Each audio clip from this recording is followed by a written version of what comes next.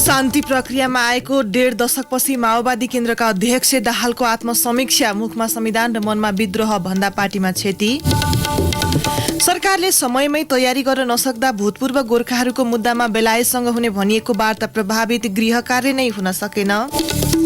विद्यालय तहमा अक्षराङ्कन पद्धति लागू भएसँगै विद्यार्थीको सिकाइमा विविधता थपिने अपेक्षा, सिकाइमा सुधार ल्याउन परीक्षा मात्र पर्याप्त नहुने विज्ञहरूको धारणा।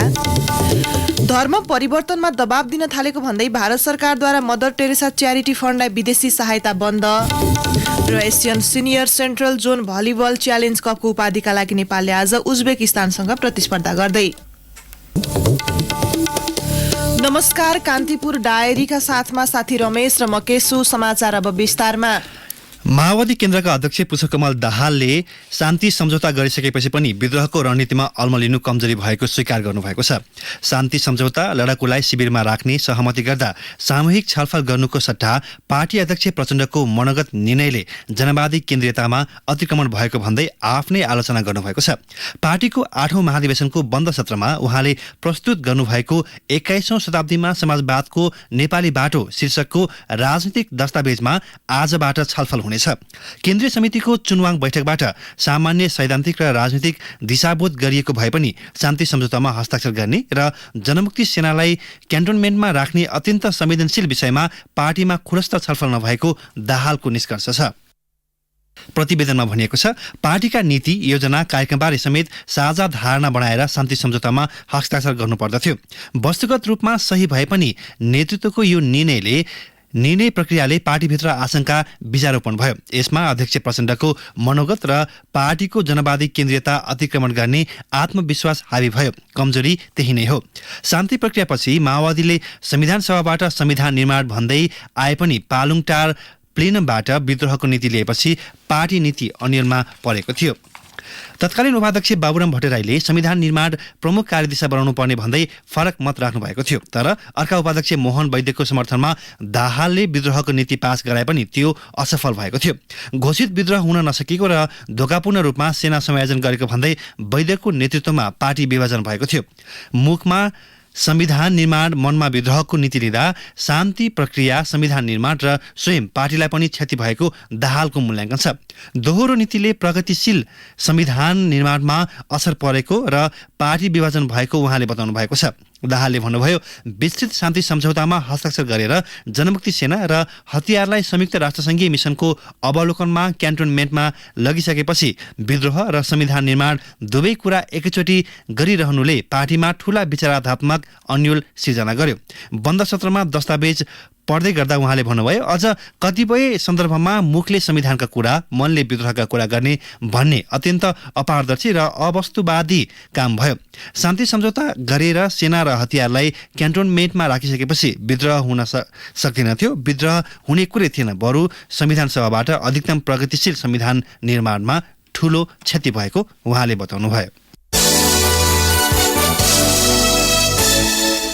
साझा सभापति बन्ने प्रतिबद्धता सहित दोस्रो कार्यकाल शुरू गरेका कंग्रेस सभापति शेरबहादुर देउवा पार्टीभित्र शक्ति सन्तुलनको कसीमा उभिनु भएको छ। उहाँ सामु महाधिवेशनको क्रममा असन्तुष्ट आफ्नै समूहका नेतादेखि कार्य समितिका प्रमुख पदाधिकारी र प्रभावशाली शक्ति समूहलाई सन्तुलनमा राख्नुपर्ने चुनौती छ। देउवाले आफूलाई केन्द्रमा राखेर चुनावी रणनीति निर्माण गर्दा उहाँको समूहका बालकृष्ण खाँड, एनपी साउद, ज्ञानेन्द्र बहादुर कार्की, गोपालमान श्रेष्ठ, रमेश लेखक लगायत प्रभावशाली नेताहरू पदाधिकारीकै दौडबाट केन्द्रीय सदस्यमा झरेका थिए। उपसभापति र महामन्त्रीमा उम्मेद्वार बने पनि विजय कुमार गक्षेदार र प्रकाश शरण महत पराजित भएका थिए। देउवासँग यी नेतालाई व्यवस्थापन गर्नका लागि प्रवक्ता, कोषाध्यक्ष र संगठन विभाग प्रमुख पद छन्। प्रवक्तामा साउद, लेखक, कार्की र महत प्रमुख दावेदार छन्। देउवा निकट स्रोतका अनुसार उहाँले महतप्रति सहानुभूति देखाउन खोजे पनि अन्य नेताले महामन्त्रीमा लड्ने, जित्न नसक्ने, फेरि प्रवक्ता ताक्ने भन्दै विरोध गरेका छन्। देउवा निकट एक नेताले भने उहाँ चुनाव हार्नुको कारक आफै हो, तर पत्रकार सम्मेलन मार्फत आफ्नो समूहलाई दोष दिएर फेरि पदको बार्गेनिङ थाल्नुभयो। हामीले त उतिबेलै उहाँका लागि महामन्त्री पद छोडिसक्यौं, फेरि पनि शहीद हुने। सभापतिको प्रस्तावमा केन्द्रीय कार्य समितिले मनोनित गर्ने कोषाध्यक्षमा कार्कीका साथै विनोद चौधरी, उमेश श्रेष्ठ लगायत आकांक्षी छन्। सभापतिको उम्मेद्वारीबाट पछि हटेका गोपालमान श्रेष्ठले भने पदभन्दा वरियतालाई प्राथमिकता दिनुभएको छ। नेपाल सरकारले समयमै आवश्यक तयारी नगर्दा भूतपूर्व गोर्खाहरूको मुद्दामा बेलायतसँग वार्ता अघि बढ्न सकेको छैन। बेलायत सरकार वार्ताका लागि तयार भए पनि नेपाल सरकारले हालसम्म गृह कार्य नगर्दा मुद्दा ओझेलमा परेको भूपू गोर्खाहरूले गुनासो गरेका छन्। ब्रिटिस गोर्खा सत्याग्रह संयुक्त सङ्घर्ष समिति बेलायतका मुख्य संयोजक कृष्ण बहादुर राईले कान्तिपुरसँग भन्नुभयो, बेलायतसँग वार्ताका लागि नेपालका तर्फबाट टोली बनाउनु पर्ने थियो। बेलायतले यो डिसेम्बरसम्म वार्ता गर्ने भनेको थियो, तर नेपालका तर्फबाट वार्ता टोली नै गठन गरिएन। उहाँका अनुसार बेलायत सरकारले वार्ताका लागि नेपाल सरकारलाई आग्रह गरे पनि परराष्ट्र मन्त्रालयले अझै वार्ता टोली गठन गर्न ढिलाइ गरिरहेको छ। बेलायत सरकारले यसअघि भएको सहमति अनुसार वार्ता प्रक्रिया अघि बढाउन ढिलाइ भएको बताएको थियो। परराष्ट्र मन्त्रालयले कुनै पहल नगर्दा आफ्नै सरकारले मुद्दा ओझेलमा पार्न खोजेको सङ्घर्ष समितिको निष्कर्ष छ। बेलायतले नेपाल सरकार र गोर्खा प्रतिनिधिसँग वार्ता गरी उनीहरूले पठाएका मुद्दाको सम्बोधन गर्ने लिखित प्रतिबद्धता जनाइसकेको छ। भूतपूर्व गोर्खाहरू भदौ 23 गतेसम्म लन्डनमा प्रधानमन्त्रीको कार्यालय 10 डाउनिङ स्ट्रिट अगाडि 13 दिन आमरण अनसन बसेका थिए। अनसनको अन्तिम दिन बेलायत र नेपाली सरकारी अधिकारी तथा गोर्खाहरूबीच प्रारम्भिक छलफल हुने र डिसेम्बरबाट मुख्य वार्ता सुरु हुने बताइएको थियो। मलेसियामा गैरकानूनी हैसियतमा बसेका मध्ये 10,000 नेपाली श्रमिक बिना सजाय स्वदेश फर्कन पाएका छन्। उनीहरूले त्यस बापत न्यूनतम जरिवाना झण्डै 15 करोड रुपियाँ तिर्नु परेको छ। मलेसियाले गत जनवरीदेखि अलेखबद्ध भएका श्रमिकलाई कानूनी हैसियत लिई कम्पनीमै काम गर्न वा जरिवाना तिरेर स्वदेश फर्किन विकल्प दिएको थियो। लामो समयदेखि अलेखबद्ध भएका श्रमिक मलेसियामा बस्नुको सट्टा जरिवाना तिरेर फर्किएका हुन्। दूतावासका अनुसार अलेखबद्ध नेपाली श्रमिक 25,000 को संख्यामा थिए। मलेसियाले तुरुन्तै स्रोत देशबाट श्रमिक ल्याउन नसक्ने भएपछि यो कार्यक्रम ल्याएको थियो। मलेसिया सरकारले कार्यक्रमको म्याद थप 6 महिना थपिदिएको छ। यो कार्यक्रम अन्तर्गत मलेसियामै बस्न चाहनेले भने कुनै जरिवाना तिर्नु पर्दैन। त्यसरी वैधता पाएका श्रमिकलाई निर्माण, उत्पादन, प्लान्टेसन र कृषि क्षेत्रमा काम लगाउने मलेसिया सरकारको योजना छ। क्वालालम्पुर स्थित नेपाली दूतावासका अनुसार राहदानी साथमा नभएका 10,000 नेपालीका लागि स्वदेश फर्किन ट्राभल डकुमेन्ट जारी गरिएको छ। मलेसियाका लागि कार्यवाहक राजदूत मोती श्रीसले भन्नुभयो, जसको आफ्नै साथमा राहदानी छ उनीहरू दूतावास आउनु पर्दैन, जसको साथमा राहदानी छैन उनीहरू ट्राभल डकुमेन्ट लिन दूतावास आउनुपर्छ। दूतावासद्वारा ट्राभल डकुमेन्ट जारी गरिएका 10,000 नेपालीले स्वदेश फर्किनका लागि मलेसियाको अध्यागमनलाई 50 लाख रिङ्गेट अर्थात् झण्डै 15 करोड रुपियाँ बुझाएका छन्। उनीहरूले प्रति व्यक्ति 500 रिङ्गेट अर्थात् झण्डै 15,000 रुपियाँ तिरेका हुन्। यो कार्यक्रम ल्याउनु अघि अलेखबद्ध श्रमिकले अनिवार्य 6 महिना जेल र 3,000 रिङ्गेट अर्थात् करिब 1 लाख रुपियाँ जरिवाना तिर्नु पर्थ्यो।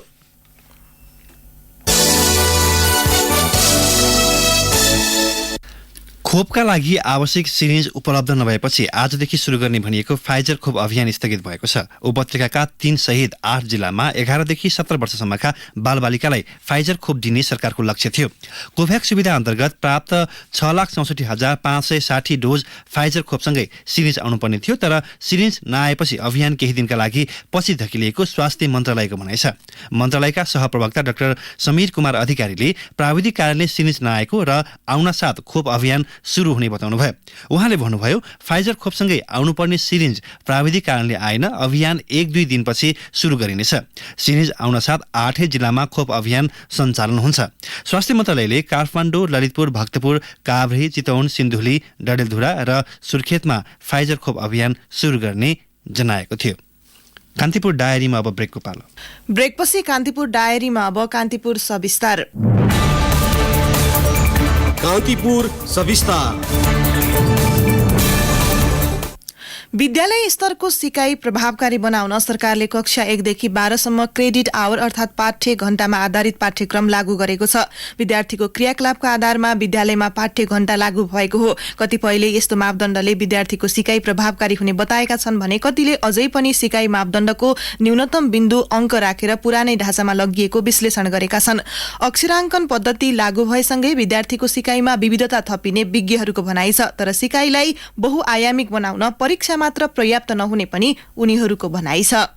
नयाँ प्रावधान अनुसार विद्यालय तह कक्षा 1 देखि 12 सम्मका कुनै पनि विषयको परीक्षामा न्यूनतम 35% अंक प्राप्त नगरे माथिल्लो कक्षामा पढ्न नपाइने भएको छ। शिक्षा मन्त्रालयले विद्यालय शिक्षाको लेटर ग्रेडिङ निर्देशिका 2078 जारी गर्दै यस्तो मापदण्ड तय गरेको हो। पाठ्यक्रम विकास तथा मूल्याङ्कन परिषदको बैठकले अक्षराङ्कन पद्धति कार्यान्वयन कार्यविधि 2072 खारेज गर्दै राष्ट्रिय पाठ्यक्रम प्रारूप 2076 अनुरूप नयाँ लेटर ग्रेडिङ निर्देशिका लागू गरेको हो। पाठ्यक्रम विकास केन्द्रका निर्देशक गणेश प्रसाद भट्टराई, शिक्षकले गराएका क्रियाकलापहरूको 35% कामहरू चाहिँ सफलतापूर्वक गर्न नसकेको अवस्थामा सैद्धान्तिक तर्फ चाहिँ विद्यार्थीहरूले त्यसलाई पुनः प्रयास गर्नुपर्छ अनि शिक्षकहरूले पनि उपचारात्मक शिक्षण गरेर त्यो एउटा पार गर्ने बिन्दु हो, त्यो बिन्दु पार गरिसकेर माथि जानुपर्छ भन्ने कुरा न्यूनतम गुणस्तर लिनको लागि देखाउनको लागि शिक्षामा त्यो काम गरिएको छ। राष्ट्रिय पाठ्यक्रम प्रारूप 2076 अनुरूप कक्षा 11 र 12 मा अक्षराङ्कन पद्धति कार्यान्वयनमा आइसकेको छ।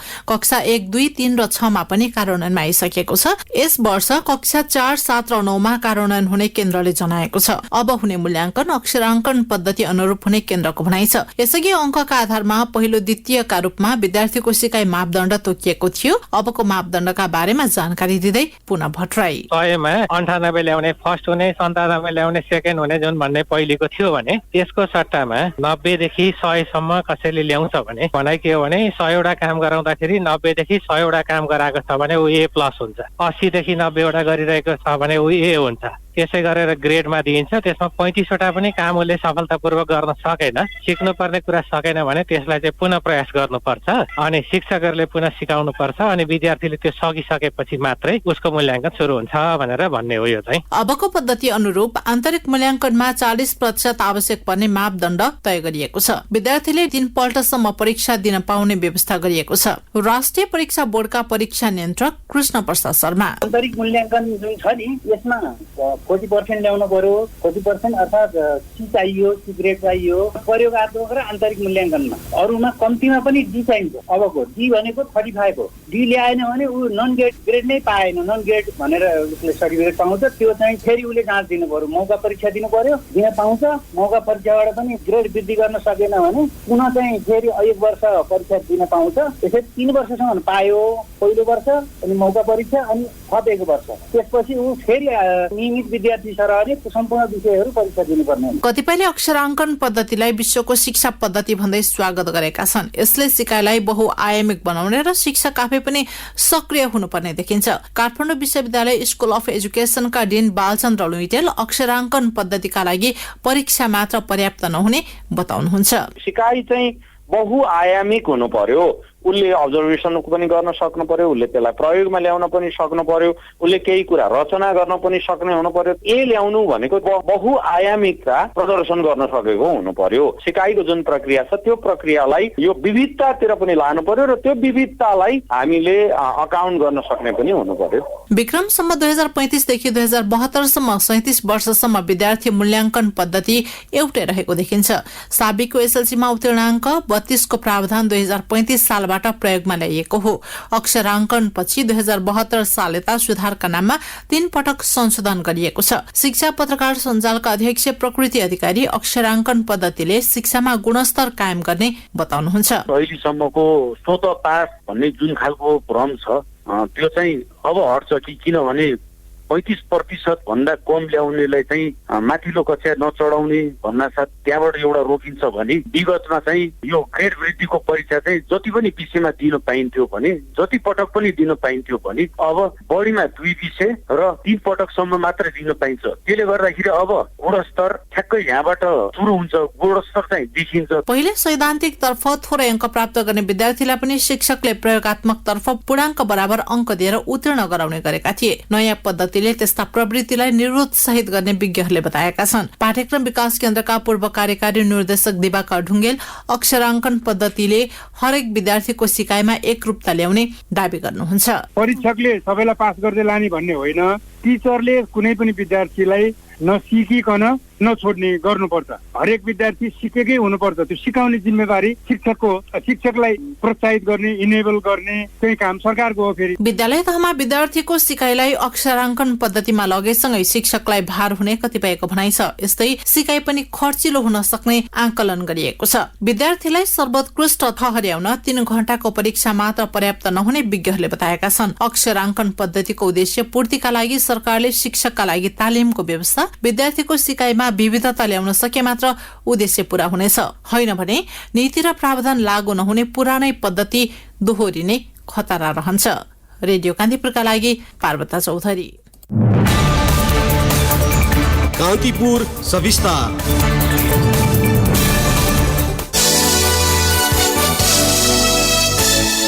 पछिल्लो 5 महिनामा पदीय मर्यादा र आचरण विपरीत कार्य गरेका 1100 जना भन्दा बढी प्रहरी अधिकारी कारबाहीमा परेका छन्। चालु आर्थिक वर्षको साउनदेखि मङ्सिर मसान्तसम्म 1145 प्रहरी अधिकारी कारबाहीमा परेको प्रहरी प्रधान कार्यालयले जनाएको छ। कारबाही पर्नेमा प्रहरी उपरीक्षक एसपीदेखि प्रहरी कार्यालय सहयोगीसम्म छन्।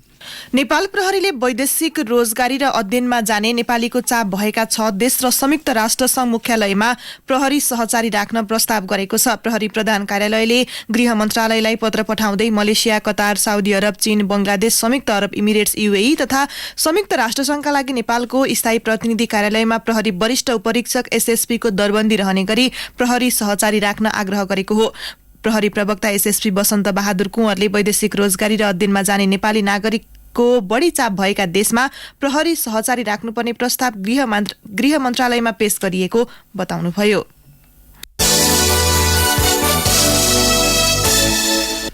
रारा विमानस्थलको टर्मिनल टावर 18 वर्षदेखि काठको टहरोमै छ। पूर्वाधार निर्माणको काम अधुरो हुँदा पटक पटक जहाज अवतरणमा समस्या हुने गरेको छ भने दुर्घटनाको जोखिम पनि बढिरहेको छ।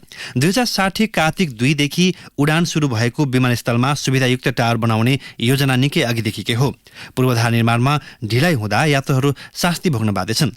विमानस्थलमा टर्मिनल भवन समेत नबन्दा कर्मचारीले समेत जोखिम मोलेर काम गर्नु परेको छ। धारमार्गको माथिल्लो भागमा सल्लाका काठले फलेकले वरिपरि घेरेर बनाइएका एकतले टहरो हावाहुरी लागे हल्लिन्छ। त्यही टर्मिनल टावरमा बसेर कर्मचारीले नेपालगञ्ज, सुर्खेत र काठमाडौँबाट आउने जहाजलाई अवतरण र उडान अनुमति दिने गरेका छन्। पर्यटकीय विमानस्थल भए पनि लामो समयदेखि काठको टहरोमा बसेर जहाजको कनेक्सनमा जोडिनु परेको विमानस्थल प्रमुख विशाल बरुणले बताउनुभयो। कान्तिपुर डायरीमा पुनः ब्रेकको पालो। अब आर्थिक प्रसंग। गत असोज 31 र कार्तिक सुरुमा परेको बेमौसमी वर्षाले मुलुकभर 1,11,609 हेक्टर धान बालीमा क्षति पुर्यायो। सो क्षेत्रफलबाट करिब 11 अर्ब 87 करोड 51 लाख रुपैयाँ धान बालीमा बराबरको धान बालीमा क्षति पुग्यो।